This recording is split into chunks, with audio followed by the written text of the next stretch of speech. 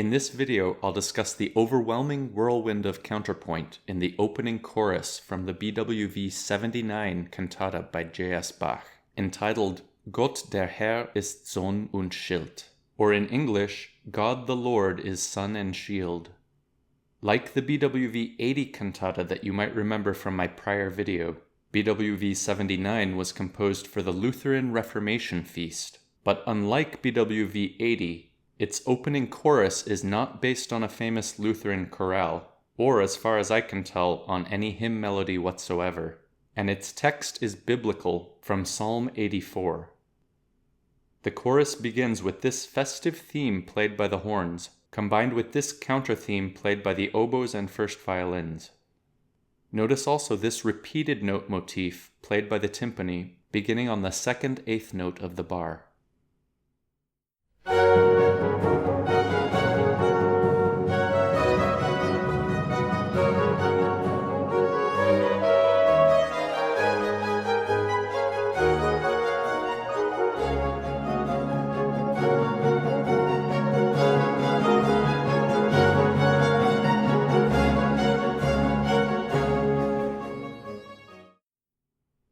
We now launch into a complex fugal passage with a subject that begins with the repeated note motif we just heard from the timpani. Before I discuss this fugue, I should mention that some commentators have speculated that this repeated note timpani motif represents Martin Luther hammering his famous 95 Theses to the church door. After all, this cantata was composed to celebrate the Protestant Reformation. This seems like a reasonable theory to me, especially since Bach's religious music is teeming with such musical symbolism. One of my favorite obvious examples is the bass recitativo from the BWV 61 cantata. Notice that the text is talking about knocking at the door, and that this action is depicted musically with pizzicato notes in the strings, and then with these staccato notes when the bass soloist sings the actual word itself.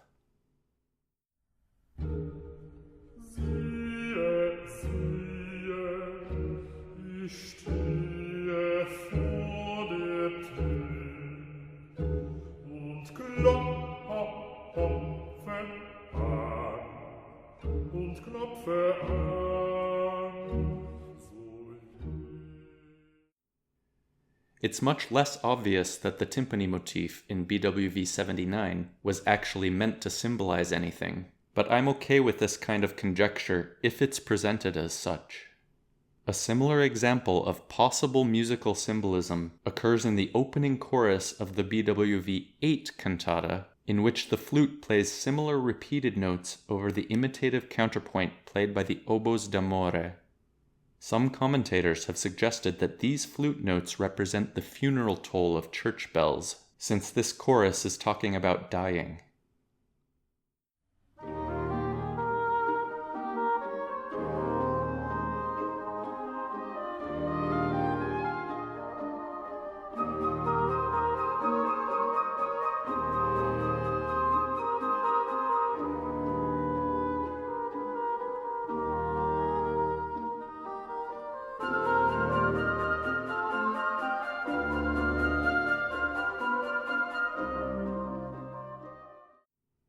Back to BWV 79, an extraordinary fugal passage now unfolds, based on this complicated subject consisting first of the repeated notes from the timpani motif, then these nimble 16th note runs, and finally this slower arpeggio-like portion.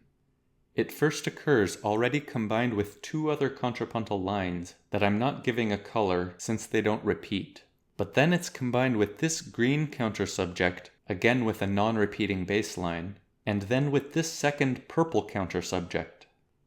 Notice that the purple countersubject has these fluttering 16th note portions during the static portion of the orange subject, and that it also quotes this figure directly from the orange subject. Also notice that the green countersubject is mostly based on this similar arpeggio-like ending portion of the orange subject, which is also part of the purple countersubject. Now listen to these first few entries.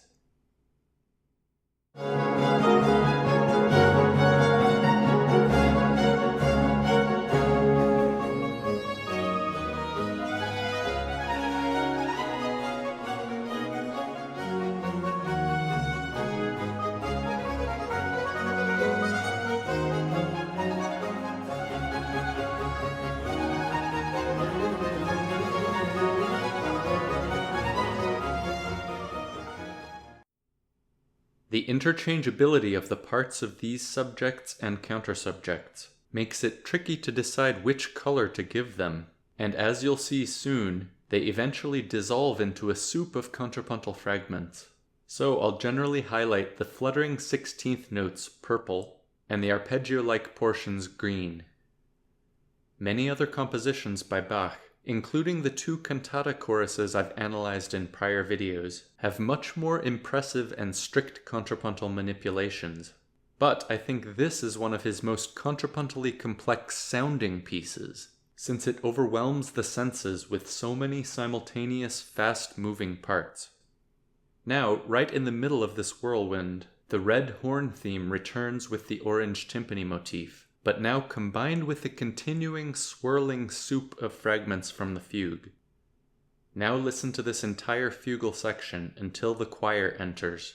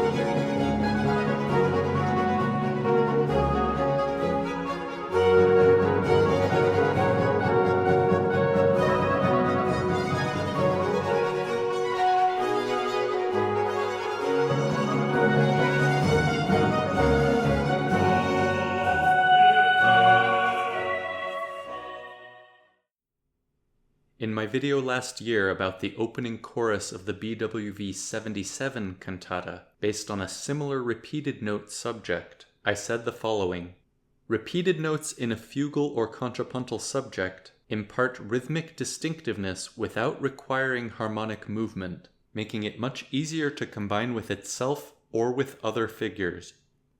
I was originally planning a Richard Atkinson style tangent for that video, showing many other examples of my favorite contrapuntal figures that have repeated notes, but that video was already too lengthy, so I'm doing it now instead. In my recent video on Mozart's Prague Symphony, I discussed 2 examples of this. First, one from the Prague Symphony itself, and then this similar fugal subject from the Magic Flute Overture. One of my favorite other examples from Bach is this subject from the G minor fugue from Book 2 of the Well-Tempered Clavier.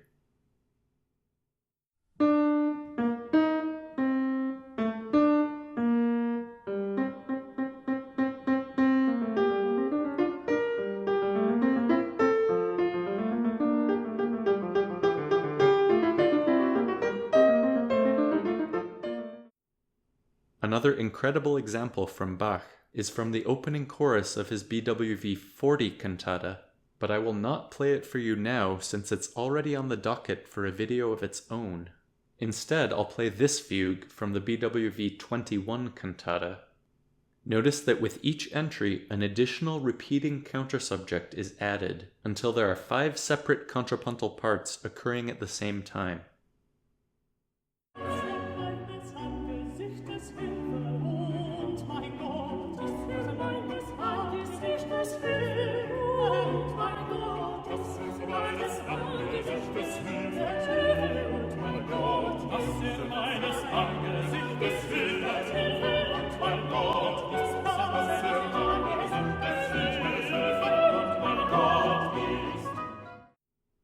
Another example I love from the early 17th century is this one by Giovanni Gabrieli.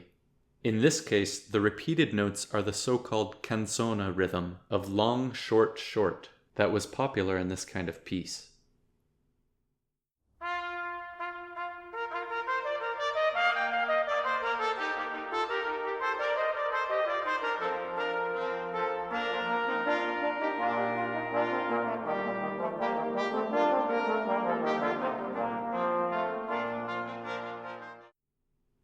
It's hard for me to hear this particular canzona, without thinking of the famous shaker melody, "'Tis a gift to be simple," especially as it appears contrapuntally in Aaron Copland's Appalachian Spring.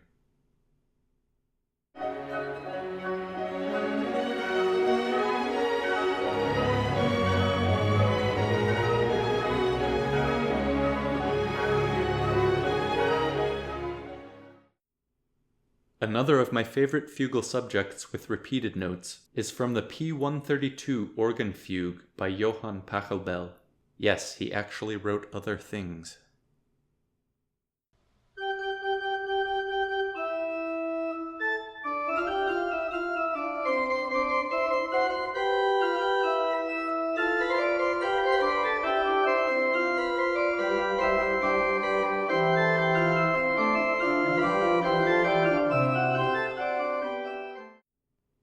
Now, yet another of my favorites, composed by Händel, from his Concerto Grosso No.7 in B-flat.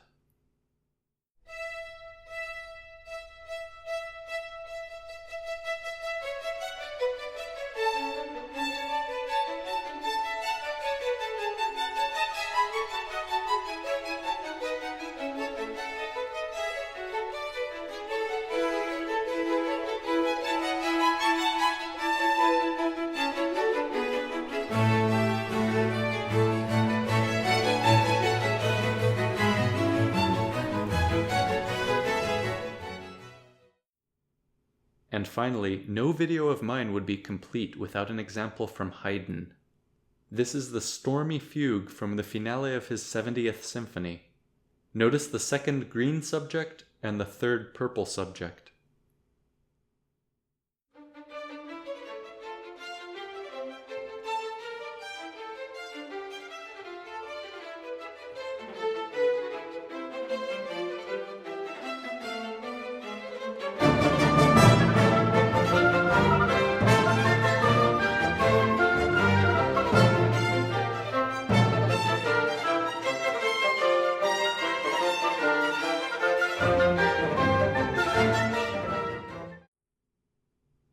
I can't mention this Haydn fugue without playing for you its intense, fiery conclusion. The two other subjects drop out, and the orange subject now enters as a stretto, meaning that the entries now overlap. This leads to a ferocious dominant pedal point, played by the brass, timpani, and lower strings, that resolves to this emphatic ending.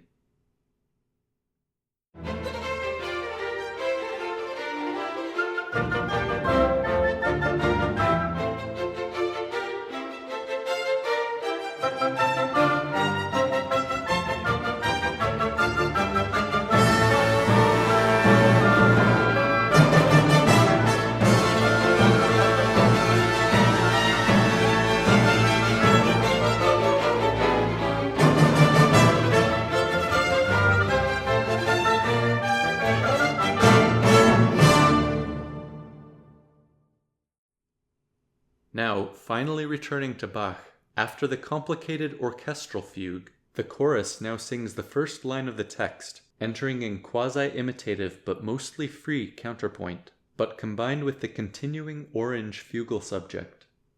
Each line of the text is separated by the ritornello horn and timpani material from the beginning of the movement. The second line of text now enters in much more strict four-part imitation, again combined with the orange fugal subject. These first two lines of text now repeat, and the main difference the second time is that the horns finally get some of the 16th note action, though Bach quickly has pity on them, allowing them to be rescued by the oboes.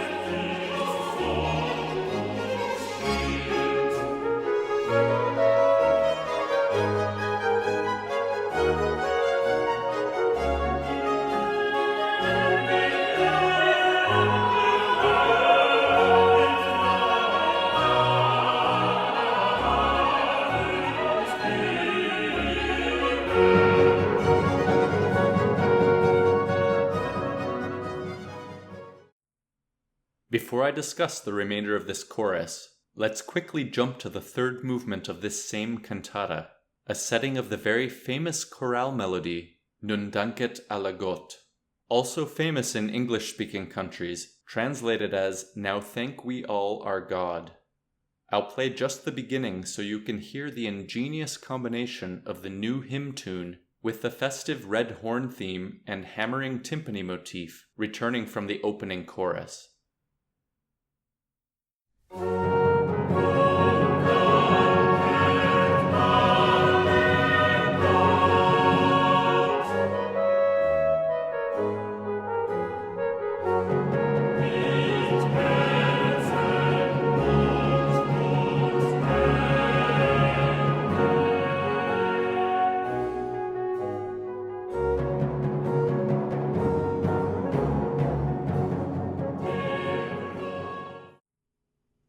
The most overwhelmingly complex portion of this chorus is about to begin, but before that I have to mention how much this turquoise figure corresponding to the second line of text sounds like the main contrapuntal figure from the opening chorus of the BWV 1 cantata. Notice how the sopranos sing the chorale melody as a slow cantus firmus, while the lower three voices imitatively sing this turquoise figure that initially resembles the chorale melody.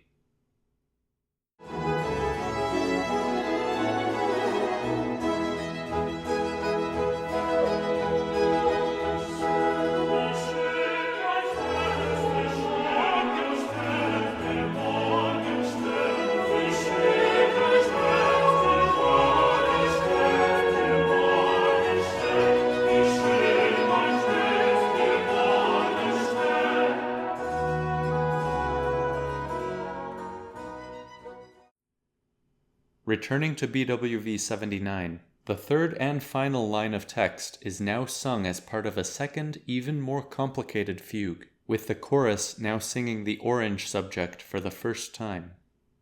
Notice that they sing a simplified version, usually doubled by the original more difficult version played by an instrument. Also notice that during the final arpeggiated portion of the subject, the chorus instead sings this new distinctive figure. The sopranos signal the beginning of this section by singing this new blue figure for the one and only time in this chorus, that I'm coloring blue because it resembles the blue third countersubject of the C-sharp minor fugue from Book 1 of the Well-Tempered Clavier that I analyzed in a prior video. Notice also that this is all occurring in addition to the continuing soup of contrapuntal fragments that I'm going to temporarily stop highlighting during this fugue to simplify things and to concentrate on the new, more important subjects. Listen now to this first entrance.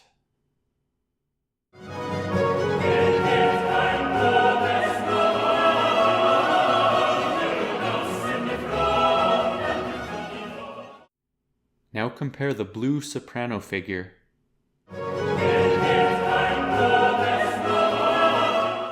to the blue countersubject from my prior video.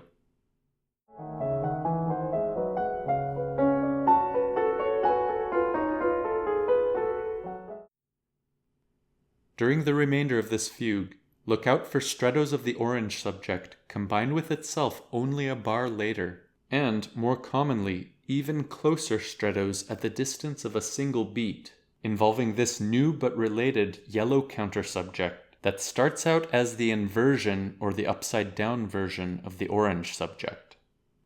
In addition, I'll try to highlight unrelated imitative figures with gray, and remember that I'm not highlighting this soup of complicated fragments, even though they certainly add to the overwhelming complexity of this whirlwind of a fugue.